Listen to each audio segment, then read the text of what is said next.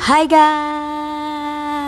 So today, pumunta kami sa sa salon para magpalinis ng aming mga kamay. Ayan, si Misty kasama ko.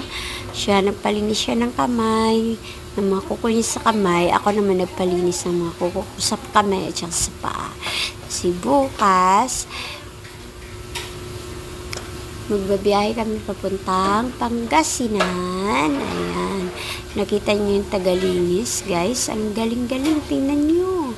Yung pagkuskus niya. Ganyan lang pala yan. Kuskusin ng kuskusin. Ayan. O, diba? Ang galing niya. Sobrang galing ni ate. Ayan. May nilalagay pang tubig na pink. Tubig na pink. Cuticle na yan, pangpalambot ng cuticle. Tapos gagamit